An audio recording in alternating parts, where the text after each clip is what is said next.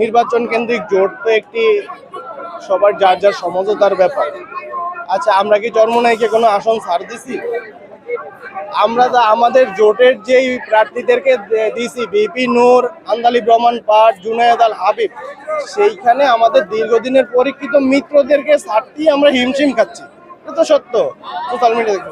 তো চরমোনাইকে আমরা কি ছাড় দিব যে চরমোনাই আমাদের এখানে চলে আসবে? চরমোনাই তাদের অস্তিত্ব রক্ষা করছে। 268 আসনে নির্বাচন করলে চরমোনাই যদি 20 লাখ ভোটও পায়, আমি জাস্ট উদাহরণ সবছে, তারা 3টা উচ্চকক্ষে আসন পাবে, উচ্চকক্ষে 3টা আসন পাবে। কিন্তু চরমোনাই জামাতের সাথে ভোট করলে ভোট পাবে 5 লাখ, উচ্চকক্ষে একটা আসন হইতে হলে 9 লাখ ভোট লাগবে। সুতরাং চরমোনাই তাদের নিজেদের রাজনৈতিক বুদ্ধিমত্তার পরিচয় দিয়েই তারা সরে গেছে। এখানে বিএনপির কোনো ব্যাপার না। বিএনপি তো বলেছিল জামাতকে শুধু জোটে নিবে না, আর যে কোনো কেউ আসলে আলো আলোচনা হতে হবে, সেটা আগের কথা। এখন নির্বাচন কার্যক্রম শুরু হওয়ার পরে বিএনপি জোটে আর কাউকে নেওয়ার আসলে সুযোগ